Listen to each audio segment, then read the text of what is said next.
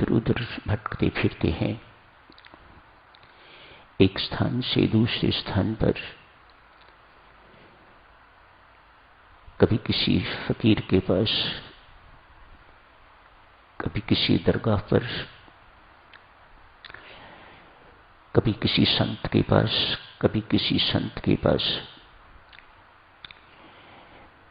कभी दिल्ली तो कभी वृंदावन, कभी ऋषिकेश तो कभी हरिद्वार, कभी बालाजी। जहां जहां भी व्यक्ति को पता लगता है किसी एक समस्या का समाधान हो सकता है, वहीं उस समस्या के समाधान के लिए वह भागता हुआ चला जाता है। परमेश्वर की कृपा, उसके अतिरिक्त और कुछ नहीं। मत सोचिएगा जहां गए हैं आप, वहां से आपको परमेश्वर की कृपा के बिना, परमेश्वर की इच्छा से बिना कुछ मिला हो, ऐसा नहीं है। कृपा हर जगह उसी की काम करती है। एक समस्या का समाधान परमेश्वर के पास से हो भी गया, अनेक समस्याएं साथ और उपज जाती हैं। आप किसी जगह पर गए, निसंतान थे, 10 वर्ष के बाद एक पुत्री पैदा हुई है आपके यहां, आपकी समस्या का समाधान हो गया। आप अब निसंतान नहीं हैं, अब आप संतानवान हो गए हैं। पुत्री के पैदा होते ही अनेक सारी समस्याएं और साथ ही साथ आ गई हैं। इसका अर्थ साधकजनों इतना ही समझने योग्य है, कोई ऐसा व्यक्ति इस संसार में दिखाई नहीं देता जो अंत समय तक अपनी समस्याओं का अंत कर सका हो। आपके भी अनुभव की चीज है, सबके अनुभव की चीज है। इसके बावजूद भी आदमी अपनी सारी की सारी जिंदगी, जितना भी जीवन है, वह इसी में झोंक देता है। जो चर्चा आपकी सेवा में की जा रही है देवियों सज्जनों, ये समस्याएं तो कभी खत्म नहीं होंगी। जिन समस्याओं की चर्चा आपकी सेवा में की जा रही है, वह समस्याएं खत्म होने योग्य हैं। वह समस्याएं खत्म होंगी तो ये समस्याएं तो अगले जन्म में भी चलती रहेंगी, उससे अगले जन्म में भी चलती रहेंगी। लेकिन यदि ये समस्याएं, जिन्हें विकार कहा जाता है, ईर्ष्या, द्वेष, अभिमान, काम, क्रोध इत्यादि कहा जाता है, यदि ये समस्याएं आप खत्म कर लेते हैं तो आप बाजी मार गए, आपका पुनर्जन्म नहीं होगा। इन समस्याओं पर ध्यान दीजिएगा। मेहरबानी करके, मेरा छोटा मुंह है, बड़ी बात आपसे अर्ज कर रहा हूं। इन समस्याओं के समाधान के लिए दत्चित होजिएगा, कमर कस लीजिएगा। इन समस्याओं से हमें रहित होना है और इसी जन्म में होना है। ये कर सकते हैं आप।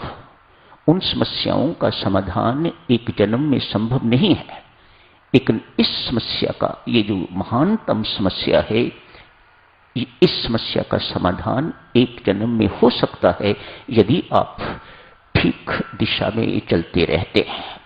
गुरु के निर्देश के अनुसार, सत्संगति के लाभ से कोई साधकजनों इन बातों के लिए तो कभी किसी ने पूछा ही नहीं है। इन बातों की ऐसा लगता है कि ये किसी की समस्या है ही नहीं, या किसी को ये समस्या लगती ही नहीं है। आज तक किसी ने इस समस्या के बारे में पूछा हो, मैं उस व्यक्ति के चरण चूमूंगा। किसी ने कभी नहीं पूछा आज तक। इतने वर्ष हो गए हैं यहां पर, ये समस्या किसी की है ही नहीं। मानो हर कोई निर्भिमानी है, किसी के अंदर ईर्ष्या द्वेष नहीं है, किसी के अंदर क्रोध की अग्नि नहीं है, सब शांत बैठे हुए हैं इन समस्याओं के होते हुए भी। परमात्मा तो जानता है। अतएव ये सब पुनर्जन्म की तैयारी है और कुछ नहीं है। एक महिला, आज आयु तो देवियों उसकी कुछ 30 वर्ष की ही होगी, लेकिन 50 वर्ष से भी ऊपर की लगती है, मानो वृद्ध लगती है, अनमैरिड है। ब्रह्मचारिणी है, अच्छी सेहत होनी चाहिए, स्वस्थ चेहरा होना चाहिए, लेकिन ऐसा नहीं है। बहुत देर से, कई वर्षों से नींद नहीं आ रही, व्यवहार में चिड़चिड़ापन आ गया हुआ है, तनाव भरा चेहरा है, झुलसा हुआ चेहरा, पीला चेहरा है, धसी हुई आंखें हैं। चूंकि नींद नहीं आती, इसलिए नर्वस वीकनेस की भी शिकार हो गई हुई है। नर्वस वीकनेस है, उसे स्नायु दौर्बल्य जिसे कहा जाता है। पाचन शक्ति ठीक नहीं है, इरेटिक हो गई हुई है। भूख लगी तो बहुत खा लिया, ना भूख लगी तो कई दिन नहीं खाया। स्वयं भी परेशान है, घर वाले भी बहुत परेशान हैं। डिप्रेशन हो गया हुआ है, डिप्रेशन में रहती है, हर वक्त उदास दिखाई देती है, किसी से बात करने को मन नहीं करता, यदि करती है तो चिड़चिड़े स्वभाव से, क्रुद्ध स्वभाव से बोलती है। राम राम जपने वाली है, लेकिन मन नहीं लगता, ध्यान में मन नहीं टिकता। हर प्रकार के इलाज करवा लिए हैं, कोई एलोपैथ नहीं छोड़ा, कोई होम्योपैथ नहीं छोड़ा, कोई आयुर्वेदिक डॉक्टर नहीं छोड़ा, कोई पीर फकीर नहीं छोड़े।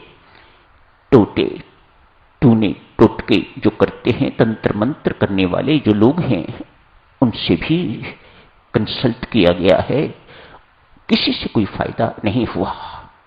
बेचारी ने एक दो बार आत्महत्या की भी कोशिश की है, मरी नहीं। मरी नहीं तो इस बात की भी निराशा है उसे, मानो कुछ मन में इस प्रकार का है, जो वह चाहती है होना चाहिए था वह हुआ नहीं है। इस बोझ को अपनी जिंदगी का बोझ बना के तो वह बैठी हुई है। आज साधक एक अंतिम प्रयास उस महिला ने किया है।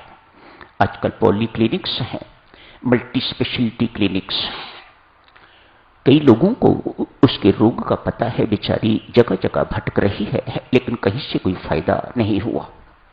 आज ऐसी क्लिनिक में गई है, डॉक्टरों का एक पैनल बैठा हुआ है, उसमें न्यूरोलॉजिस्ट भी हैं, साइकोलॉजिस्ट भी हैं, साइकेट्रिस्ट भी हैं, जनरल मेडिसिन वाले भी हैं, इत्यादि इत्यादि पूरा बेंच बैठा हुआ है और इस देवी को एग्जामिन किया जा रहा है।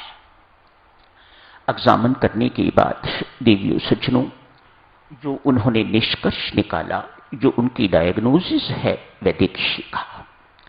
डायग्नोसिस ये है कि ये बड़ी बहन है, अपनी छोटी बहन से घृणा करती है, अतएव उसके प्रति क्रुद्ध व्यवहार, उसके प्रति द्वेष की भावना, मानो अनेक सारी अग्नियां अंदर जल रही हैं। हुआ क्या, जिससे ये प्रेम करती थी और विवाह करना चाहती थी, उससे छोटी का विवाह हो गया। ये बात ये सहन नहीं कर पाई, ये बात ये स्वीकार नहीं कर पाई। बड़ी बहन है, इसलिए जब कभी मिलन होता है तो ऊपर ऊपर से तो प्यार जताती है, लेकिन अंदर से जैसे बम का गोला हो, कैसे न किसी ढंग से मैं इसकी जान ले लूं, मार डालूं इसे।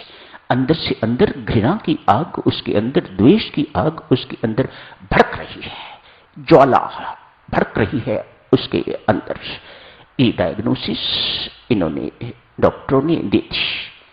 कहा देवी, इस रोग का इलाज हमारे पास नहीं है, मेहरबानी करके किसी संत महात्मा की चरण शरण में जाओ, वह तेरा इलाज करेगा। ऐसा ही हुआ। संबंध तो पहले भी था, लेकिन कभी संत के सामने, कभी वहां के जो आचार्य हैं उनके सामने अपना मुख नहीं खोला। आती रही हैं,